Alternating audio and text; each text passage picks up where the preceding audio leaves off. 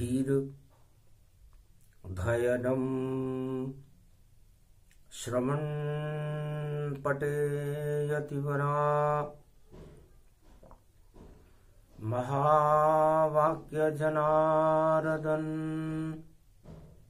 सच्चिदानंद त्वं शरणं ब्रजेश यादवेन्द्रं दयादाता पुंडरीक्षा क्षीरसागर शयनं कमलनयनं नमस्तुते नमामि श्रीहरि। धैर्य से जिसको धारण किया जाता है, कर्णपटुओं से जिनका पान किया जाता है, ऐसे सच्चिदानंद भगवान श्री यादवेंद्र सरकार को मैं नित्य ही चिंतन करता हूँ, नमन करता हूँ, जिनको नमन करने से मंगल आदि मंगल तो हो ही जाते हैं, साथ ही में बहुत बड़ा बल मिलता है मनुष्य। वाणी के विनायक हो गणपति और शुद्ध बुद्धि कर देते हो, संकट जो जग में छाते हैं उनको दूर कर देते हो। हे गजानंद उमासुत और गणनायक रूप तुम्हारा है। फाल्गुन मास की तृतीया है और गणपति नाम पुकारा है। कमल नयन भवजोर निर्बल भय व्यापे नहीं, जिनके नवल किशोर। चरित्र शिरोमणि गौरी पुत्रम दधिदोषं दधिटारु। हरे स्वप्न जंजाल प्रभु महाकाल के काल। गाल दबाए दुख दरिद्र सब, देहि सनहु रिद्धि सिद्धि सब।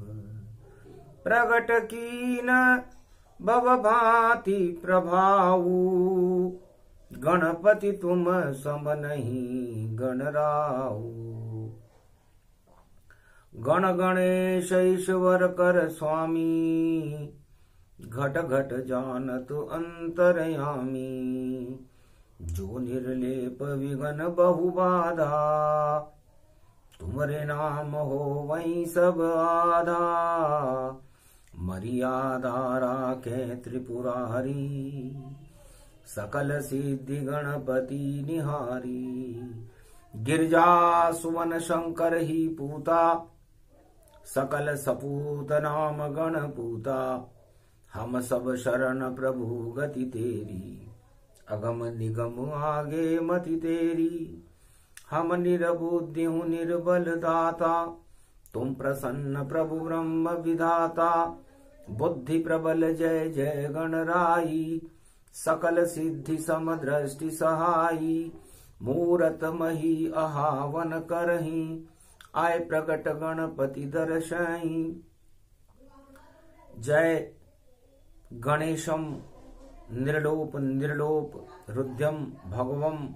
ओम श्री गणेशनाय गणानाय गणनायको वाणी विनायको वरसिद्धि विधियम समनीलकंठे। शंकर सुवनम गौरीपुत्रम गजानंद गणपति। गिरिजा सुवनम श्री प्रथम त्रिलोक देवता पूज्यते। चरणारविंदम चतुर्ध्यानम लंबोदरेकदंत गजानंद गणेश गणनायको करिवरवदनम। सकल सिद्धिदायकम नृपाणि ते मूर्खा ते पूज्यते। प्रथम पूज्य श्री गणपति। सदा भवानी दाहिनी सन्मुख रहे गणेश। पांच देव रक्षा करे ब्रह्मा विष्णु महेश। भगवान शंकर उमा जी से कहते हैं कि इस पंच तत्व की जो आत्मा है, जो देह है, इसकी रक्षा भगवती जगदम्बा शिव शक्ति करती है। और जब शिव शक्ति कृपा करती है, जब शिव शक्ति शिव को देखती है, तो निराकार ज्योति का प्रकाश भगवान शिव में शक्ति भर देता है। और जब शक्ति भगवान शिव में निवास करती है, तब ब्रह्मा, विष्णु, महेश और गणेश और दुर्गा, ये पांचों देवता मिलकर के चारों युगों के अंधकार को हटाकर निराकार ज्योति का प्रकाश कर देते हैं, जिसे आत्मदर्शन कहते हैं। आत्मदर्शन ही ईश्वर दर्शन है। फाल्गुन का महीना है, तो आत्मा में दर्शन करो, शुद्ध बुद्धि प्रगटा लेना, गर कोई दाग कलंक लगे तो गणपति को हाथ बुला लेना। तो गणपति नाथ देते हैं बुद्धि, शुद्ध बुद्धि कर देते हैं, जितने भी पाप कलंक लगे उनको वह हटा पल देते हैं, एक पल में हटा देते हैं गणेश। बड़ा नाम है उमा जी आपका पुत्र है। पू का मतलब जो हर काम को पूरा कर दे, हर काम में मंगल कर दे, हर काम में अमंगलों को नष्ट कर दे, वह पू होता है। पू मन पुरुष, पू मन पुत्र, और त्र का मतलब होता है जो त्राहिमाम चारों जगत में, चारों युगों में फैल जाता है, उस त्राहिमाम को ही समाप्त कर दे। ऐसा एक पुत्र उमा, और देखो गौरवशाली है वह पुत्र तुम्हारा गणपति है, जो शक्ति रूप निराली है। भारत में माधव नगरी है और रणत भंवर कहलाता है, उस रणत भंवर की टेकरी पर वह गणपति नाथ पुजवाता है। फाल्गुन का ये महीना और कलयुग इसमें रंग, और जो गणपति पूजे नहीं रंग हो ये सब भंग। तो गणेश का नाम ही सारे क्लेश को हटा देता है, कुवासना और दुर्वासनाओं को हटा देता है, और जहां कुमति होती है उसमें सुमति पैदा हो जाती है। तो सारे संसार में इस समय कुमति का बोलबाला है। कलयुग की है काली मां और घना अंधकार, काजल की ये कोठरी और सब चेहरे साकार, काले चेहरे हो गए और काला काला होए। उस काले में गणपति और नया उजाला होए, तो उस काले में उजाला है गणेश। इसलिए ओंकार की, निराकार की ज्योति का प्रकाश फैलाने वाले सारे गुरुओं के अंदर ज्ञान की ग्रंथि को प्रकट करने वाले और रिद्धि सिद्धि के भंडार को भरने वाले वाणी के विनायक गणेश जी की चारों युगों में प्रथम वंदना होती है। 33 करोड़ देवता भी उनकी वंदना करते हैं। वो गणनायक हैं। जितने भी गण और जितनी भी आत्माएं इस संसार में और इस त्रिलोक में रहती हैं, उनके महानायक गणेश जी हैं, जो आपके पुत्र हैं। और रण का मतलब युद्ध क्षेत्र होता है।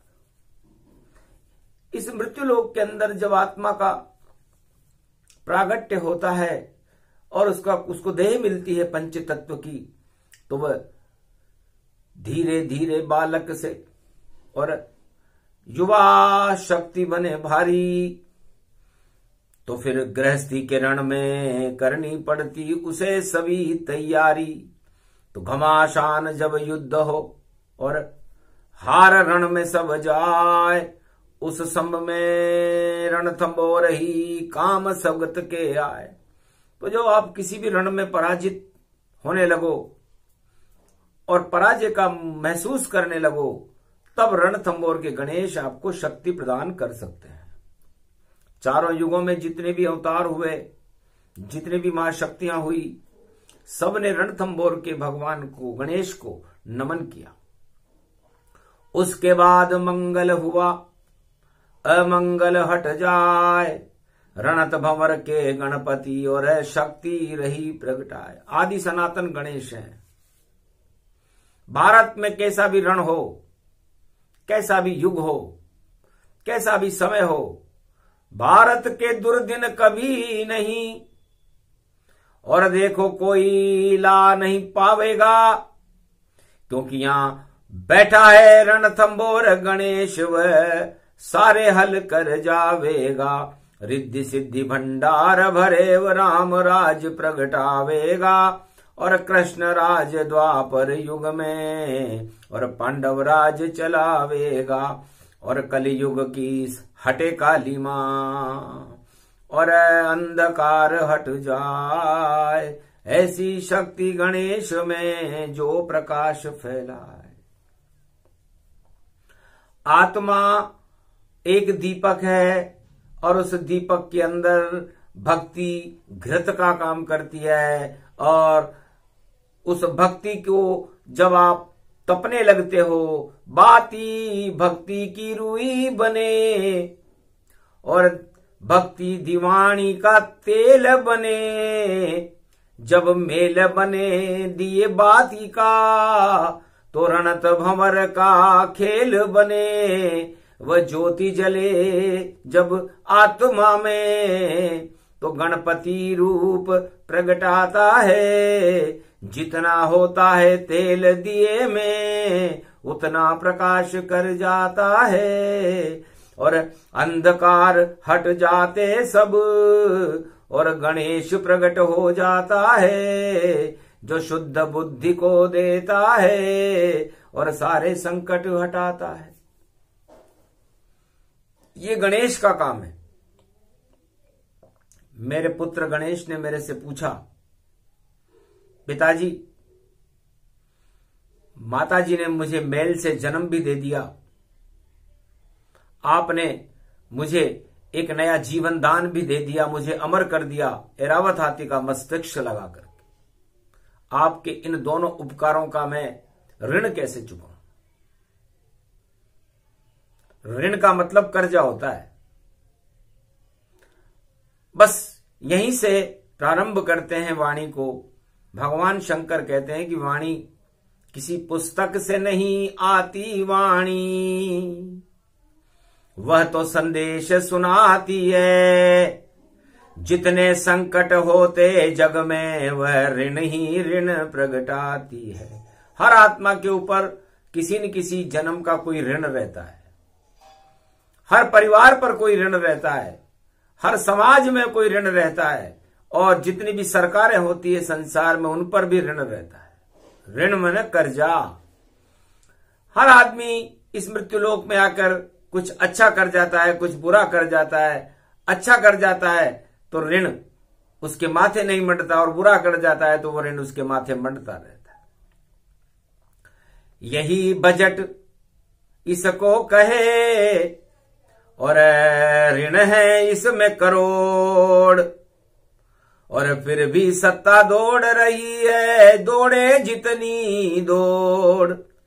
पर ऋण से पीछा छुड़ा नहीं सकती है कोई सरकार। एक ही शक्ति पुत्र हमारा, ये गणपति साकार। तो जब तक आप पर कर्जा रहेगा, आप मर जाओ या छोड़ जाओ या कुछ भी करो, लेकिन वो कर्जा आपकी जिंदगी के अंदर एक बोझ बनकर आप पर बैठा रहेगा। आपकी आत्मा का बोझ है कर्जा। हर सरकार के ऊपर बोझ है कर्जा। उस बोझे को हटाना है गर भई, तो सुमति प्रकट करनी होगी, और कुमति छोड़नी होगी सबको। तब जाकर बोझ हटे हटनी, तब जाकर के हटता है और इस कर्जे का बोझ। वरना शक्तिहीन हो जाते और बड़े बड़े अफरोज। जो बहुत सुंदर वाटिका में गुलाब खिले रहते हैं, वो भी मुरझा जाते हैं, क्योंकि बोझ तो ये बोझ आपने क्यों उठाया कंधे पर, और क्यों सरकार चली ये चंदे पर, और जब नहीं आपको लेना था तो क्यों नहीं पुरुषार्थ किया इस भारत पर। तो पुरुषार्थ बिन जीव दुखारा, देव देव आलसी पुकारा। मूल मंत्र है, किसी भी सरकार को, किसी भी राजा को, किसी भी परिवार को, हर आत्मा को पुरुषार्थ करना चाहिए। और पुरुषार्थ से जो मिले, रूखी सूखी जो मिले, उसको देओ खाए, ठंडा पानी पीव के अपना जीव गुजाए। अपने जीवन को गुजार लेना चाहिए। कर्जा भला न बाप का, और बेटी भली न बाप, इस कारण दुनिया में भैया कर रहे सारे पाप। इसलिए सारे पाप की जड़ ये कर्जा है, माथे पर बोझ लेना है।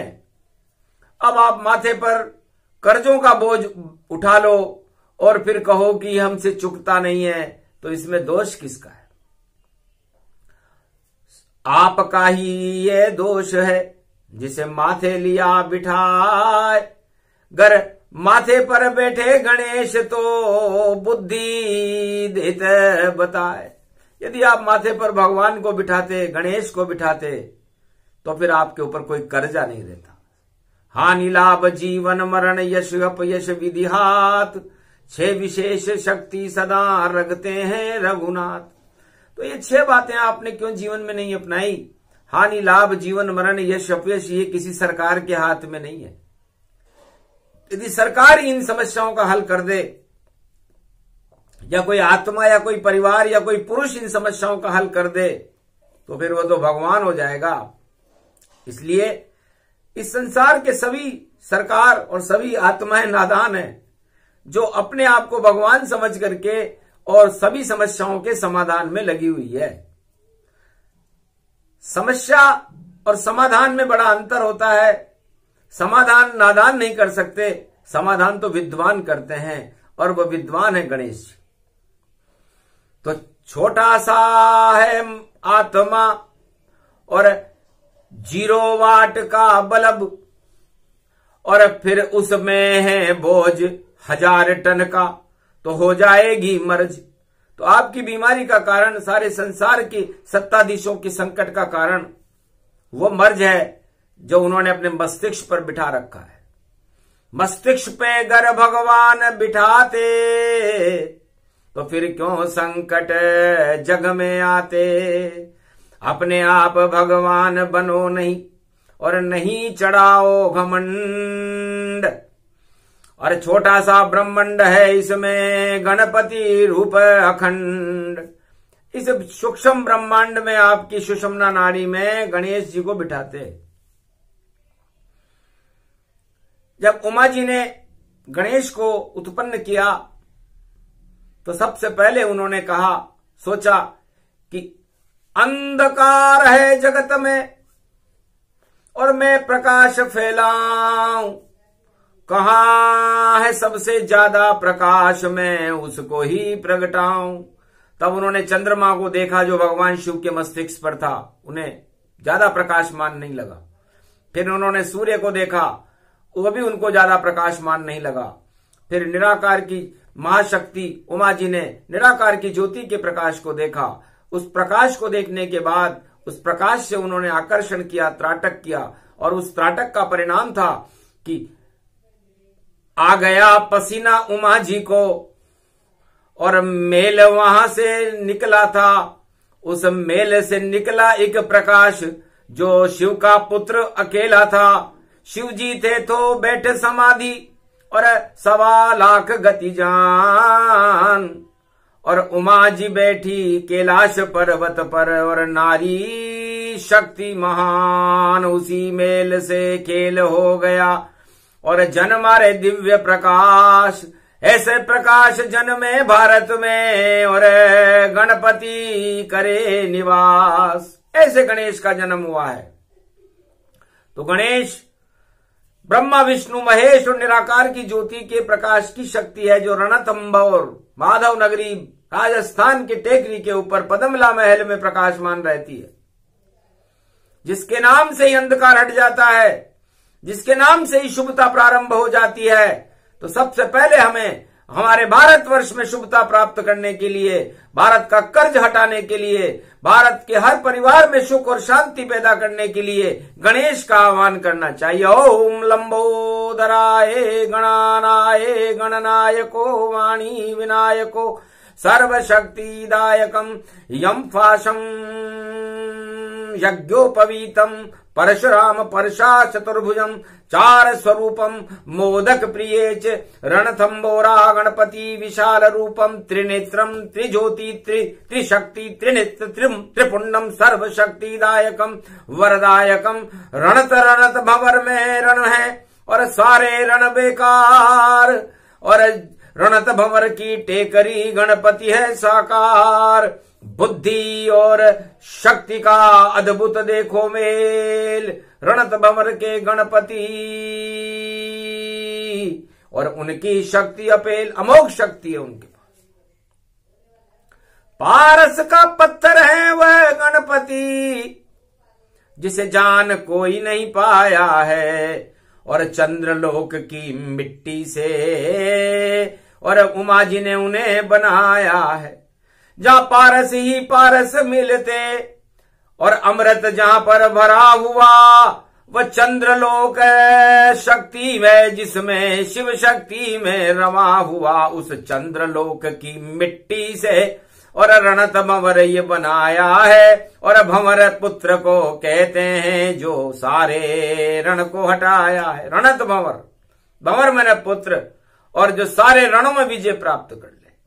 जब परीक्षा हुई गणपति नाथ तो सब देवता रथ ले आए थे, सब देवता रथ ले आए थे, और पृथ्वी की कर रहे थे 3 परिक्रमा, पर कोई देव नहीं कर पाए थे। सारे वाहन बेकार हुए, सारे वायुयान बेकार हुए, सारे रथ खड्डे में फंसे हुए, और गणपति नाथ तब हंसे हंसे। छोटा जिनका वाहन था चूहा रूप समान, मूषक वाहन को देख कर और हंसे गणपति भगवान। माता पिता की तरफ देखा,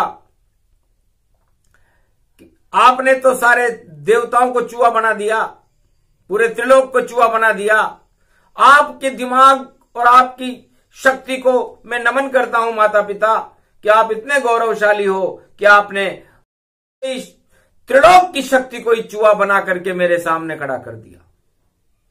तो 33 करोड़ देवताओं की शक्ति और मूषक बनकर खड़ी हुई, और शिव शक्ति की नजर पड़ी तो वाहन गणपति अड़ी हुई।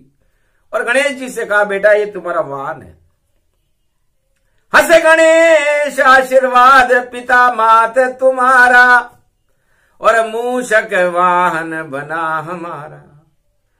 तो बुद्धि छोटी होती है तो अकल बड़ी के भैंस।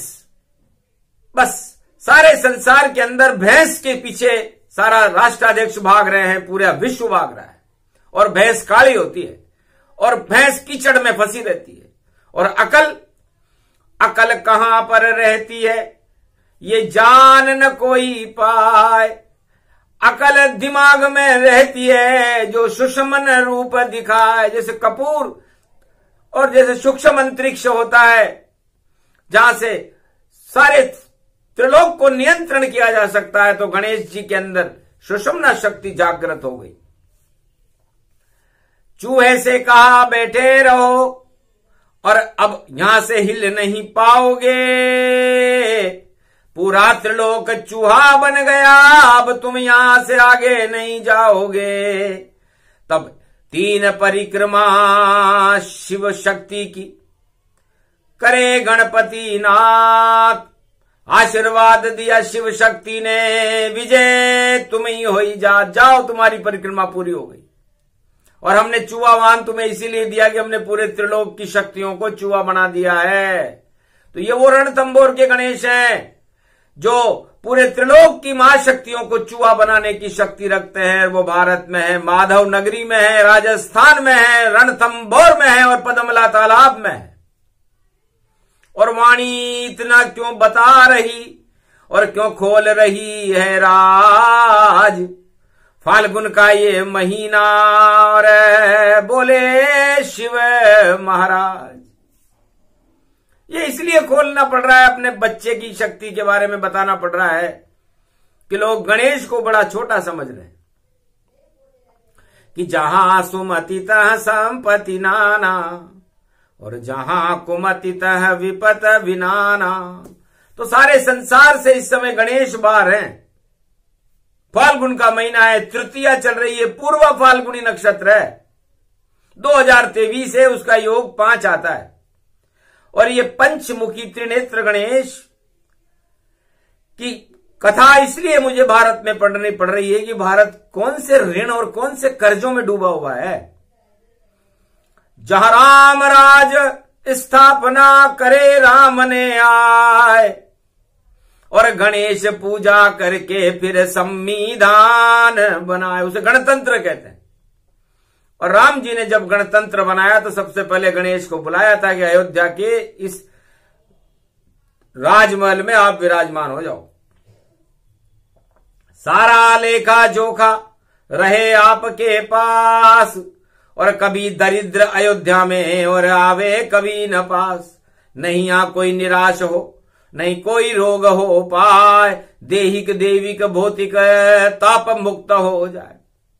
कितने समझदार थे राम जी, जिन्होंने न किसी प्रजा को बुलाया, न किसी राजा को बुलाया, न कोई सम्मेलन किया, और गुरु वशिष्ठ की कृपा से उन्होंने गणेश जी की स्थापना राजमहल में कर दी और संविधान उनके आगे रख दिया कि ये 3 लाइन हम चाहते हैं कि देहिक देविक भौतिक तापा राम राज काहू नहीं व्यापा।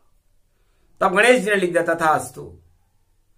तो सदा भवानी दायिनी सन्मुख रहे गणेश, 5 देव रक्षा करे ब्रह्मा विष्णु महेश। तो 5 ब्रह्मवेताओं को, 3 जगत गुरुओं को पुष्टि करनी पड़ी और राम राज्य भारत में 36,000 वर्ष तक चला। एक भी 36 का आंकड़ा राम जी के सामने राम राज्य होने के बाद नहीं आया।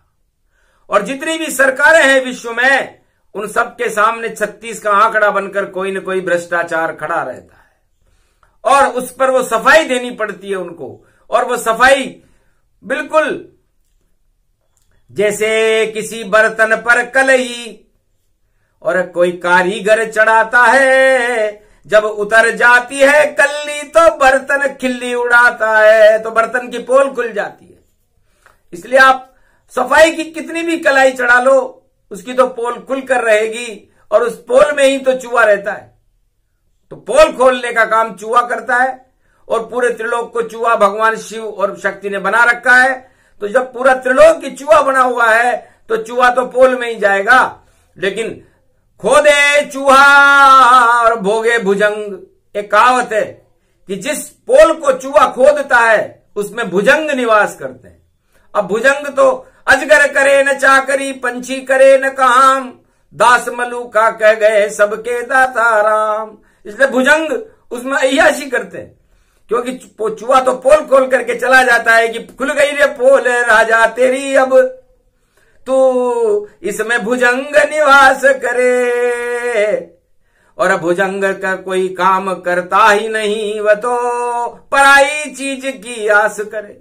इससे राजाओं को भुजंग नीति छोड़ देनी चाहिए, पुरुषार्थ नीति अपनानी चाहिए। जैसे गणेश जी का चूहा पोल खोलता है और उस बिल में bill bill bill bill bill bill bill bill, एक अमेरिका का राष्ट्रपति था बिल, सारा पेमेंट कर गया और इतना पेमेंट कर गया कि फिर बुरुस को आना पड़ा। बुरुस कर गया सफाई सारे जग की, ऐसा बुरुष प्रगटाया है, और खाड़ी में कर गया सफाई और बुरुष वहां से आया है। ऐसा बुरुष देखा आपने जो पूरे खाड़ी की सफाई कर गया। पुतिन है,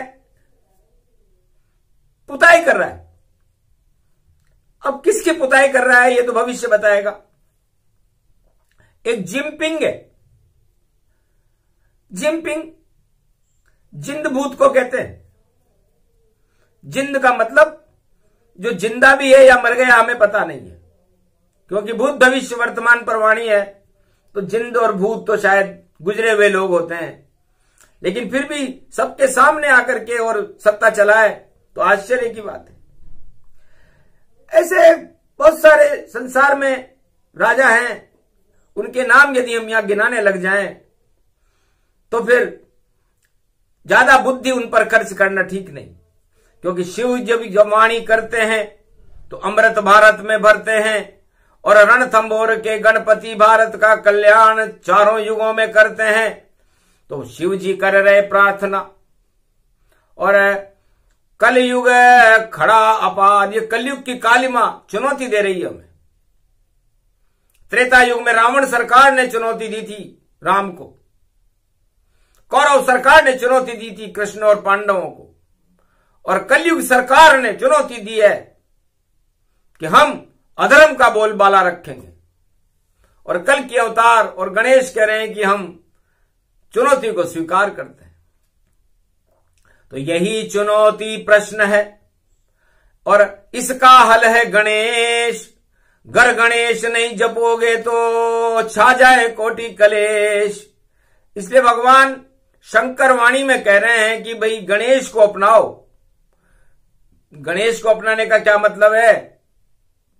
हम ये थोड़ी कह रहे हैं कि हमारे पुत्र को आप अपने घर ले जाओ। कोई भी अपना पुत्र किसी को देता नहीं है। केवल भगवान शंकर और उमा जी एक ऐसी शक्ति हैं जो अपने पुत्र को, सारे घरों में, भारत के घर घर में गणेश होते हैं। राम जी ने भी, दशरथ जी ने भी राम जी को देने से इनकार कर दिया था, जो हमारे इष्ट देव हैं। राम देत नहीं बनत गुसाई, दशरथ बोले वचन कृपण की नाई। दशरथ जी कृपण की तरह बोले कि राम को देना अच्छा नहीं है, लेकिन विश्वामित्र राम को लेके गए। इसी तरह सारे संसार को जब कलयुग में घोर आपत्ति काल हो, जगह जगह भूकंप हो रहे हो, भ्रष्टाचार का बोलबाला हो रहा हो, आतंकवाद की आंधियां चल रही हो, हिंसाओं का दौर हो, भगवान का नाम लेने वाला कोई संसार में बचा न हो, भोगों को ही भगवान माना जा रहा हो, इस समय वाणी सारे संसार का मार्गदर्शन करना भगवान शिव का धर्म है। भगवान शंकर फरमाते हैं कि आप समस्याओं का समाधान चाहते हो तो अपने अंदर शुद्ध बुद्धि को प्रकट करो, गणेश को प्रकट करो। वो आपकी समस्याओं का समाधान हर आत्मा को बता देंगे, हर राजा को बता देंगे। इसलिए उसे रणथंभोर, रण और ऋण से बचना चाहिए। युद्ध किसी भी वस्तु का हल नहीं है, और ऋण भी किसी वस्तु की शक्ति नहीं है। ऋण और रण में फंस गया सारा जगत संसार, इस कारण सारा जगत और कष्ट में हाहाकार। ये दो वस्तुएं इस संसार में, इससे कोई नहीं बच सकता, न रण से बच सकता, न ऋण से बच सकता। और यही सारे संसार की समस्या है, जिसे भगवान शंकर कलयुग में बता रहे हैं। फाल्गुन का महीना है, पूर्वा फाल्गुनी, जिसके स्वामी शुक्राचार्य होते हैं, नक्षत्र के स्वामी शुक्रदेव हैं। शुक्र लक्ष्मी को कहते हैं। तो हम तो बांटने आए हैं लक्ष्मी, और लक्ष्मी का यहां पता नहीं। और ठन ठन पाल मदन गोपाल, ये देखो लक्ष्मी कलयुग में वहीं। अरे उड़ गए भैया पत्ते सारे, लक्ष्मी कहीं पर खड़ी नहीं। और देखो लक्ष्मी लूट रहे हैं, और लक्ष्मी देखो लुटती नहीं। लक्ष्मी को कोई लूट सके नहीं, आज तलक कोई लूट न पाया। जिसने लूटा लक्ष्मी को वह खुद ही लुट लुट कर आया।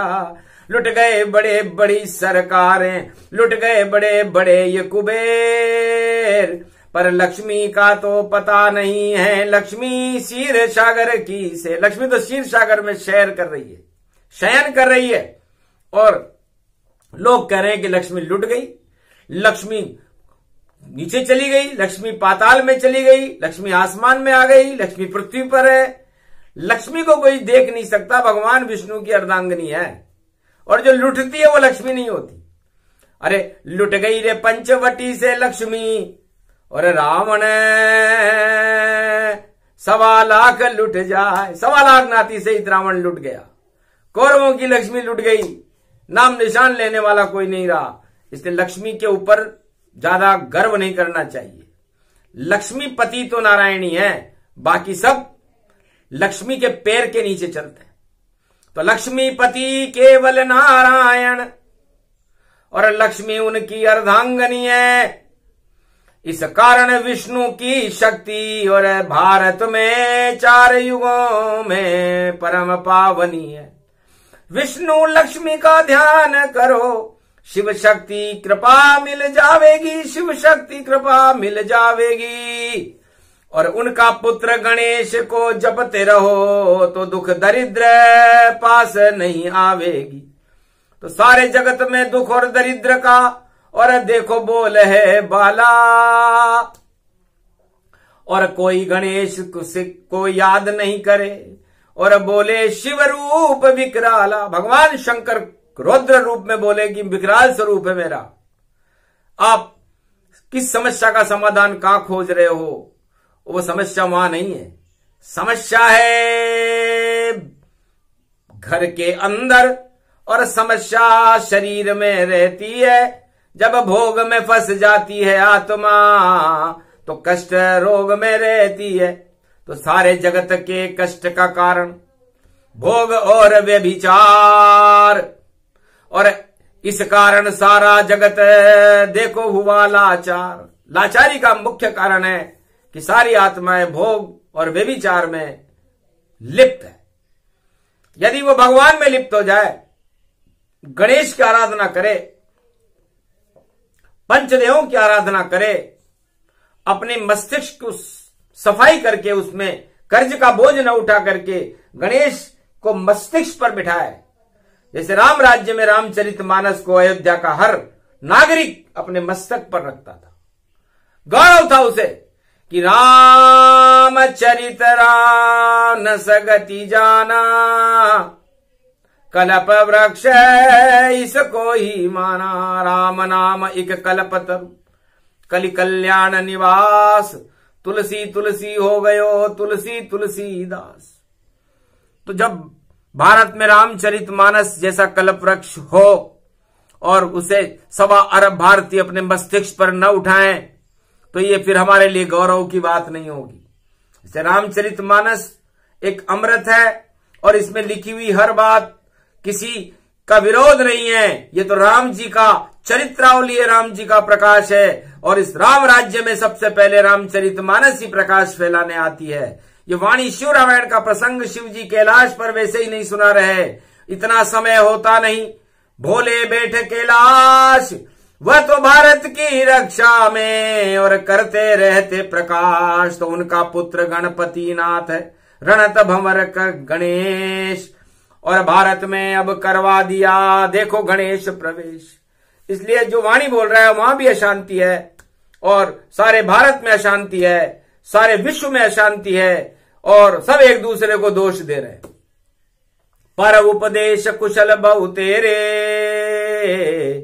पर ईश्वर के शक्ति अपेरे। ईश्वर की शक्ति के अंदर जब आप भरोसा करोगे और ईश्वर को अपनाओगे और ईश्वर का प्रकाश अपने आत्मा में फैलाओगे तो फिर कलयुग की काली मां की चुनौती को आप स्वीकार करके और इसको हटाने में सक्षम हो जाओगे। और वो सक्षमता भारत में 21वीं शताब्दी में कल की अवतार लेकर आ रहे हैं। सारे कलंक हटा देंगे, सारे जग को प्रकाश दिखा देंगे। जितने कर्जे सरकारों पर उनको एक पल में हटा देंगे। पलने में झूलते झूलते ही और देखो चक्र चला देंगे। हनुमान झूले जब पलने में तो सूरज गाल दबा लेंगे। हनुमान जी को देख लेना आप पहले। चारों युग प्रताप तुम्हारा। भारत में एक ही हनुमान है, दो नहीं हो सकते। अंजना के लाल हैं, शिव जी का 11वां रुद्र है और जिन्होंने पलने में झूलते झूलते ही सूरज को गाल में दबा लिया। इतना ऊंचा सोच। आसमान में रहता है सूरज, अरबों असंख्य किलोमीटर दूर है, लेकिन भगवान हनुमान जी ने एक बालक नहीं, भारत के एक बालक ने ही उस सूरज को गाल में दबा लिया। मर्यादा पुरुषोत्तम राम है जो सब सर्वशक्तिमान है, जो 7 तीर लेकर के गए थे और 7 तीर लेकर वापस आ गए, एक भी अस्त्र शस्त्र भारत का कहीं चला ही नहीं और पूरी लंका समाप्त हो गई। यह है भारत की शक्ति। भगवान कृष्ण जिन्होंने कोई शस्त्र उठाया ही नहीं और महाभारत ने विजेता पांडवों को बना दिया। ऐसा राजाओं को यह नीति सीखनी चाहिए। नरसिंह अवतार जो मां के पेट से हुआ ही नहीं और हिरण्यकश्यप के साम्राज्य को ही ध्वस्त कर गया।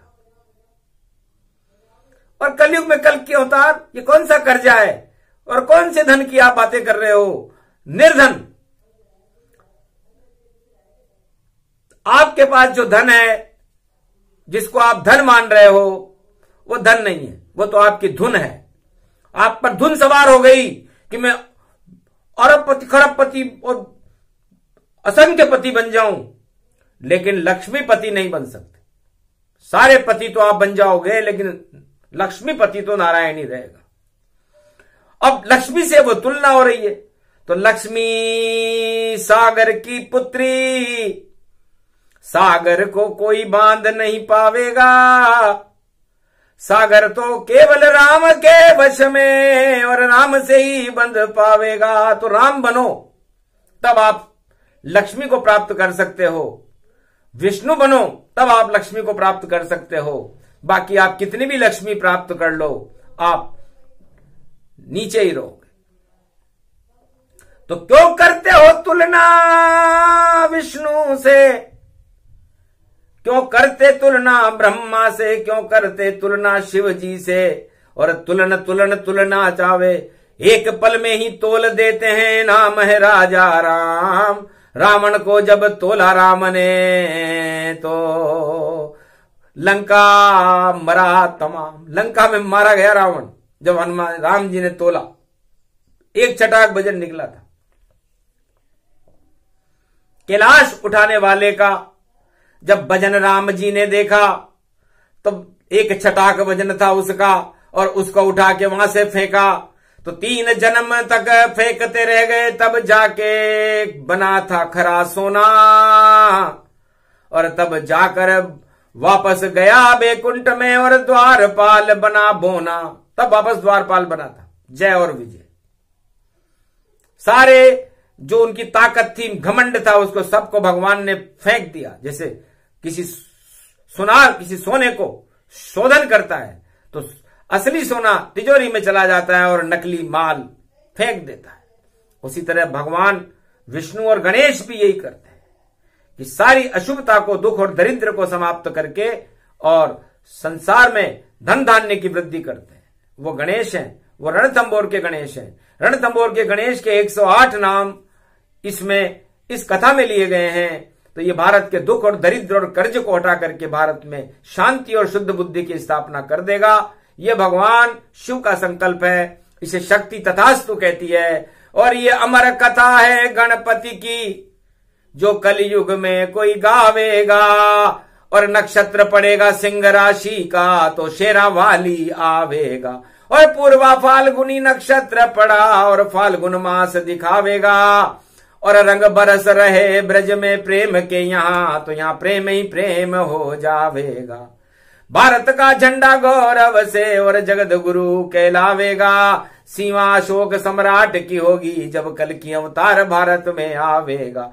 तब कर्जा कोई भारत पर एक पैसे का नहीं रह पावेगा।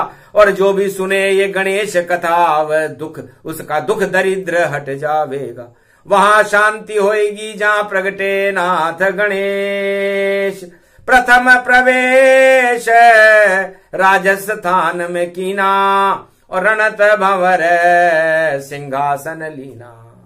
तो राजस्थान के राजा और पूरे भारत के राजा और पूरे त्रिलोक के राजा रणथंबोर के गणेश की जय हो।